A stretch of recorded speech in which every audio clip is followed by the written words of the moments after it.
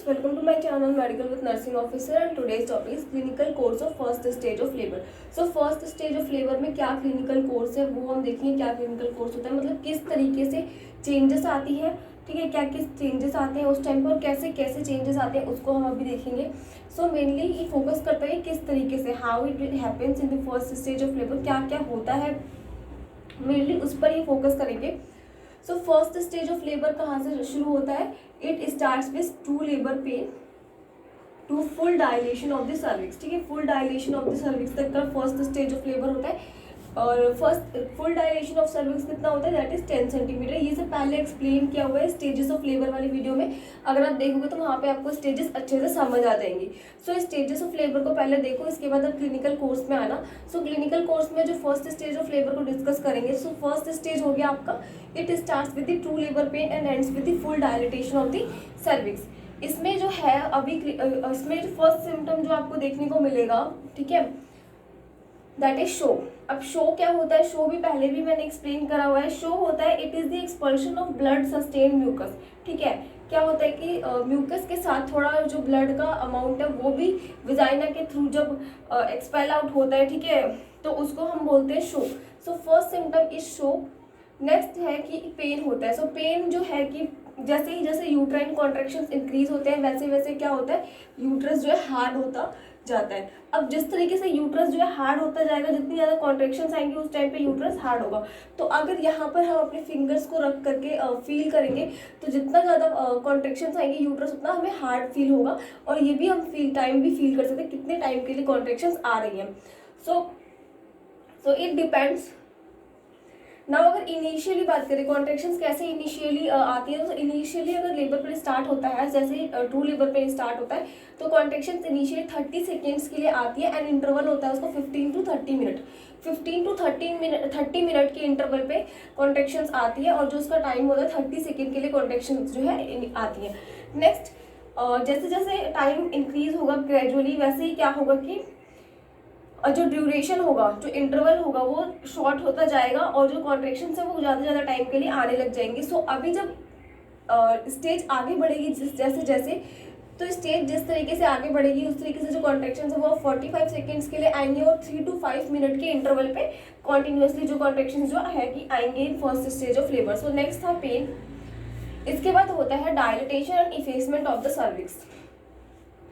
So dilatation and effacement of the cervix का मतलब है कि अगर यहाँ पर ये सर्विक्स है, सो सर्विक्स जो है फुली डायलेट होना, दैट इज जो 10 सेंटीमीटर की सर्विक्स जो है फुली डायलेटेड होता है. नेक्स्ट इफेसमेंट क्या होता है? Effacement is the thinning of the cervix. So जो सर्विक्स की लाइनिंग है, थिनिंग ऑफ द सर्विक्स या taking up of the cervix भी हम इसको बोलते हैं. लाइक यहाँ पर आप देख रहे हो कि इसका जो डायमीटर है, जो इसकी थिकनेस है वो भी ज़्यादा है. ठीक है, तो जिस तरीके से इफेसमेंट होगी उस तरीके से सर्विक्स का जो उसका मस्कुलर स्ट्रक्चर होता है ना वो भी थिन होता जाएगा. ठीक है, इसको और इसको कंपेयर करके देखो, ये वाला जो स्ट्रक्चर है किस तरीके से थिन लग रहा है. सो 0.25 सेंटीमीटर से भी लेस उसकी थिकनेस रह जाती है. जब हमारा फर्स्ट स्टेज जब ओवर होता है तो उस टाइम पे जो सर्विस की थिकनेस है वो 0.25 सेंटीमीटर से भी कम रह जाती है. ठीक है, अब नाउ अगर देखें कि 10 सेंटीमीटर तो सर्विस जो है फुली डायलेट होता है. तो इसको चेक कैसे करते हैं? इसको हम चेक करते हैं mainly one finger loose, 2 finger tight, 2 finger loose. तो इस तरीके से हम इसको चेक करते हैं. अब 1 फिंगर में कितना होता है? तो 1 फिंगर में एवरेज हमारा है 1.6 सेंटीमीटर. अगर 1 फिंगर सर्विक्स के अंदर इंसर्ट हो पा रहा है तो इसका मतलब है कि सर्विक्स कितना डायलेटेड है, that is 1.6 centimetre is dilated. Now जिस तरीके से टाइम इंक्रीज होगा, जैसे जैसे पेन इंक्रीज होगा उतना ही कॉन्ट्रैक्शंस इंक्रीज होंगी और वैसे ही सर्विक्स जो है डायलेट होगा. ठीक है, अगर प्राइमी ग्रेविडा की बात करें, प्राइमी ग्रेविडा क्या होता है पहले तो? सो प्राइमी ग्रेविडा वो होता है जो फर्स्ट टाइम डिलीवर करने जा रहा है. ठीक है, तो फर्स्ट टाइम जो डिलीवर करने जा रहा है उसके अंदर जो फर्स्ट स्टेज होती है वो होती है 12 आवर्स की आपकी. ठीक है, 12 आवर्स की होती है फर्स्ट स्टेज प्राइमी ग्रेविडा के अंदर. और प्राइमी ग्रेविडा के अंदर क्या होता है कि पहले होती है effacement of the cervix, then होता है dilatation of the cervix. So first होता है इफेसमेंट, देन उसके बाद होता है सेकेंडली आपका डायलिटेशन. ठीक है, तो पहले इफेसमेंट होगी यानी कि taking up of the cervix होगा, देन होगा डायलिटेशन. अगर उसे मल्टी ग्रेविडा में देखें ठीक है। अगर मल्टी ग्रेविडा में देखेंगे तो दोनों के दोनों साइमल्टेनियसली चलते हैं, दोनों एक साथ चलते हैं, मतलब कि थिकनेस जो डिक्रीज हो रही है वो भी और डायलिटेशन भी एक साथ, तो दोनों एक साथ जब चलते हैं तो उसको वो होता है मल्टी ग्रेविडा के अंदर, ठीक है। So this is the clinical course. अभी इसको आगे देखेंगे। और लेबर में जो सर्विकल डायलिटेशन है, इस सिग्मॉइड जो कर्व आता है हमारा, उसमें दो फेज होते हैं। First is latent phase, then active phase. और फर्स्ट स्टेज जैसे ही लेबर में फीमेल आती है वैसे ही हमें पार्टोग्राफ होता है हमारे पास, जो एक ग्राफिकल स्ट्रक्चर होता है, ठीक है। एक पार्टोग्राफ होता है जिसमें ग्राफ टाइप स्ट्रक्चर बना होता है, उसको हम फिल करना स्टार्ट करते हैं। तो उसको हम जैसे जैसे फिल करना स्टार्ट करते हैं कि कितने टाइम पे कॉन्ट्रैक्शंस आ रही हैं, कितनी स्ट्रॉन्ग कॉन्ट्रैक्शंस है, ठीक है। एमनियोटिक फ्लूइड कब रप्चर हुआ है, क्या फ्लूइड का स्टेटस क्या है अभी। सो इस तरीके से हम उसको पार्टोग्राफ को फिल करते हैं। तो हम इसको फिल करना स्टार्ट कर देते हैं जैसे ही कॉन्ट्रैक्शंस का उसको फर्स्ट स्टेज से ही।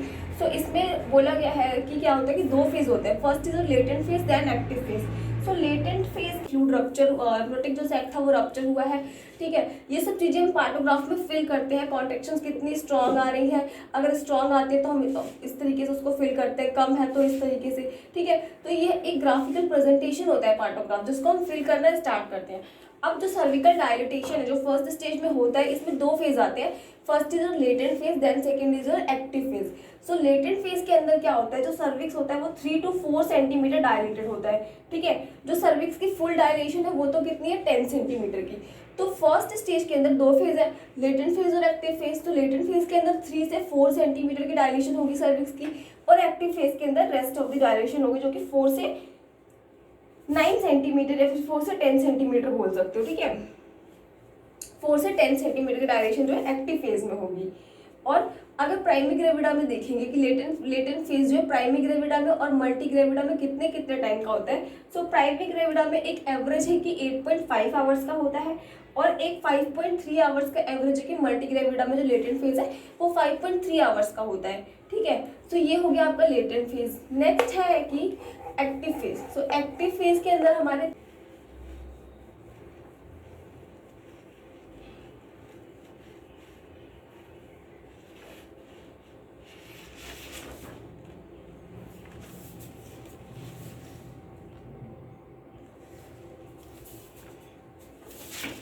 So this is a type of एक ग्राफ बना लेते हैं। यहाँ पर क्या है कि सर्विक्स, इधर हमने सर्विक्स डायलिटेशन लिखा है, इधर टाइम लिखे है आवर्स के अंदर, इधर सेंटीमीटर के अंदर सर्विक्स की डायलिटेशन लिखी है। तो सर्विक्स की डायलिटेशन कैसे होती है कि अगर 1 फिंगर जा रहा है तो कितना है, 1.6 सेंटीमीटर डायलेटेड है ना, एवरेज एक। सो अभी क्या होता है कि जो हमारा एक्टिव फेज है, जो हमारा एक्टिव फेज है उसके अंदर हमारे क्या होते हैं, 3 कंपोनेंट होते हैं, ठीक है। इसके अंदर हमारे क्या है, 3 कंपोनेंट है। First is your acceleration phase होता है, ठीक है, जिसमें कि आप जो कि कब स्टार्ट होता है, जब 4 सेंटीमीटर तक सर्विक्स डायलेट हो गई है तब स्टार्ट हुआ है। तो वहां से एकदम से वो एक्सिलरेट करना स्टार्ट करेगा और ज्यादा डायलेट होना स्टार्ट करेगा।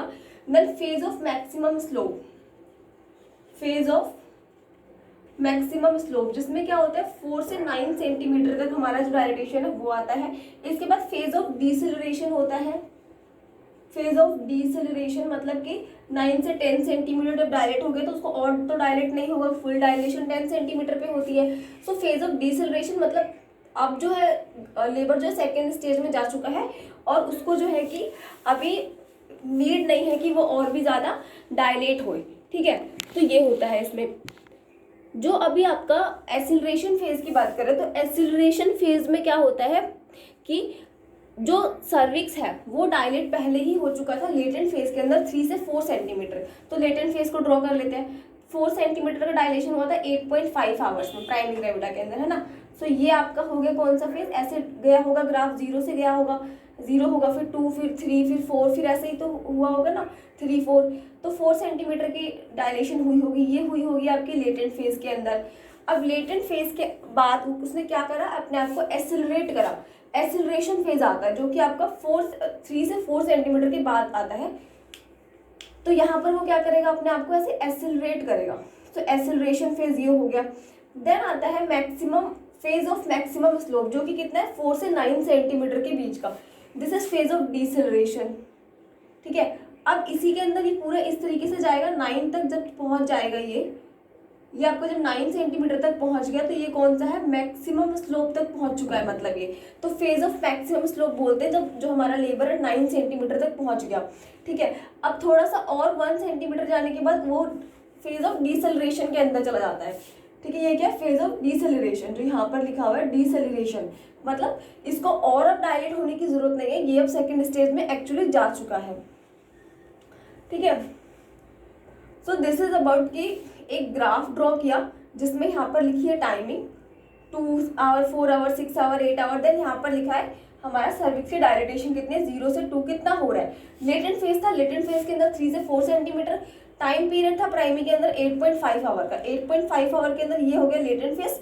फेज ऑफ क्या था, acceleration. Phase of acceleration phase क्या होता है, 3 से 4 सेंटीमीटर के बाद जब वो अपने को एसिलरेट करना स्टार्ट करता है, दिस इज। ठीक है, इसके बाद है आपका phase of maximum slope. Maximum slope में क्या होगा, 4 से 9 सेंटीमीटर। देन अब वो सेकेंड स्टेज में एंट्री कर रहा है, फेज ऑफ डिसेलरेशन, मतलब सर्विक्स फुली डायलेटेड है, उसको डायलेट होने की और जरूरत नहीं है। फेज ऑफ डिसेलरेशन यानी कि अभी जो हमारा ग्राफ है वो स्ट्रेट जाने वाला है और लेबर जो है सेकेंड स्टेज में जाने वाला है। ठीक है, ये है आपका पूरा phases of the first stage of labour.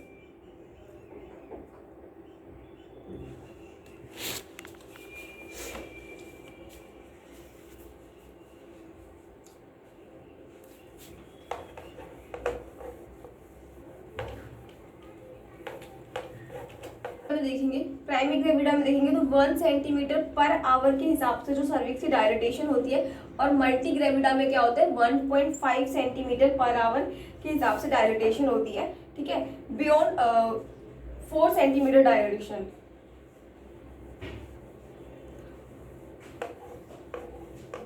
इसके बाद आता है कि स्टेटस ऑफ मेम्ब्रेन कैसा है। ठीक है, फर्स्ट स्टेज क्लिनिकल कोर्स के अंदर क्या आता है, एक और चीज स्टेटस ऑफ मेम्ब्रेन, कि जो मेम्ब्रेन थी वो रप्चर हुई है या नहीं हुई है। ठीक है, तो इसके अंदर भी क्या है कि एक तो आता है आपका अर्ली रप्चर,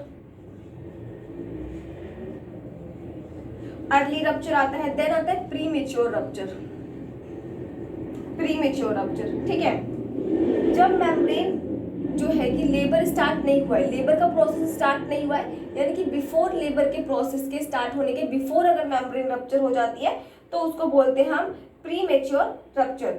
ठीक है, अगर वो ऑनसेट ऑफ लेबर से मतलब कि किसी भी टाइम जब लेबर स्टार्ट हो गया है उसके बाद किसी भी टाइम पे अगर वो रप्चर हो रही तो उसको बोलते हैं early rupture of the membrane. अगर सर्विक्स फुल डायलेट नहीं हुआ है, ठीक है, डायलेशन फुल नहीं हुई है सर्विक्स की, और उससे पहले अगर रप्चर हो गया तो वो होता है अर्ली रप्चर। और अगर लेबर के स्टार्ट होने से पहले ही रप्चर हो गया था, लेबर पे स्टार्ट ही नहीं हुए थे और मेम्ब्रेन जो है रप्चर हो गई थी, तो वो होता है आपका प्रीमेच्योर जो रप्चर होता है मेम्ब्रेन का। ठीक है, ये हो गया। नेक्स्ट आता है कि अगर मेम्ब्रेन इंटैक्ट होगी, अगर मेम्ब्रेन जो है रप्चर नहीं हुई होगी, लाइक क्या है, ये है यूट्रस। ठीक है, ये है यूट्रस, ये है बैग ऑफ मेम्ब्रेन। अब बैग ऑफ मेम्ब्रेन क्या होता है, सो बैग ऑफ मेम्ब्रेन इससे पहले वाली वीडियो में मैंने बताया हुआ है जहाँ पे मैंने फर्स्ट स्टेज ऑफ लेबर को एक्सप्लेन किया है, उसको आप देखना।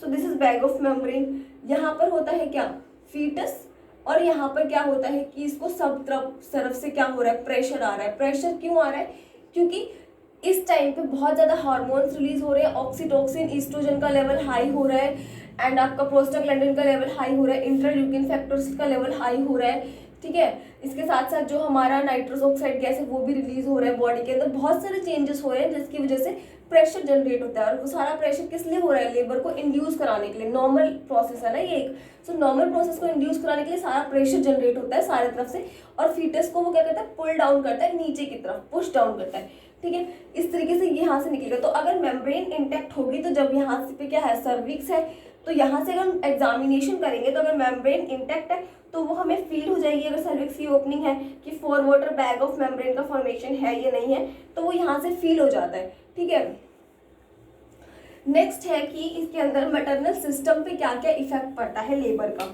ठीक है, मैटरनल सिस्टम पे क्या इफेक्ट पड़ता है, देखो इफेक्ट दोनों के ऊपर पड़ता है, बेशक वो फीटस हो, फीटल इफेक्ट और मैटरनल इफेक्ट दोनों को देख लेंगे। सो फीटल इफेक्ट, फीटस पे क्या इफेक्ट पड़ता है लेबर का, और मैटरनल पे क्या मदर पे क्या इफेक्ट पड़ता है वो देखते हैं। सो मैटरनल इफेक्ट क्या होता है, मैटरनल सिस्टम पे क्या इफेक्ट पड़ता है। नॉर्मल जो पल्स रेट होता है उससे 10 to 15 बीट्स पर मिनट जो पल्स रेट इंक्रीज हो जाएगा। कब, जब कॉन्ट्रेक्शंस आएंगी, ठीक है, जब कॉन्ट्रेक्शंस आएंगी उस टाइम पे जो 10 से 15 बीट पर मिनट जो है पल्स रेट इंक्रीज हो जाता है। और बीपी कितना इंक्रीज हो जाता है, 10 mmHg, ठीक है, 10 mmHg जो सिस्टोलिक ब्लड प्रेशर होता है, कौन सा, डायस्टोलिक नहीं, systolic blood pressure 10 mmHg increase हो जाता है मैटरनल सिस्टम में। देखें अगर फीटस की बात करें कि तो क्या होगा, जितना अगर मेम्ब्रेन प्रेजेंट है, मेम्ब्रेन इंटैक्ट है, तो अगर उस टाइम पे क्या होगा, फीटस पे इतना इफेक्ट नहीं पड़ेगा। लेकिन अगर मेम्ब्रेन रप्चर होगी तो उस टाइम पे क्या होगा, फीटस जो है डिस्ट्रेस में आ जाएगा, क्योंकि उसको मूव करने के लिए उसके पास पाथ ही नहीं है, ठीक है, और उसके पास ना स्पेस भी नहीं है इतना। सो अभी क्या होगा कि जब भी कॉन्ट्रेक्शंस आएंगे तो उस टाइम पे जो फीटस का हार्ट रेट है 10 to 20 बीट स्लो हो जाता है, डिक्रीज हो जाता है, ठीक है। फीटस का हार्ट रेट डिक्रीज हो रहा है क्योंकि कॉन्ट्रेक्शन के टाइम पे क्या होता है, फीटस डिस्ट्रेस में आ जाता है, तो इसलिए उसका हार्ट बीट 10 से 20 बीट पर मिनट कम हो रहा है। वैसे नॉर्मल रेट कितना होता है, 140 बीट पर मिनट नॉर्मल रेट होता है। जैसे ही कॉन्ट्रेक्शन जाएंगी और मदर जो रिलैक्स स्टेट में आएगी तो उस टाइम पे क्या होगा कि जो हार्ट बीट है, उसका हार्ट रेट है वो नॉर्मल आ जाएगा। नॉर्मल कितना आ जाएगा, 140 बीट पर मिनट पे वो फिर से आ जाएगा। So this is about the clinical course at the first stage of the labour.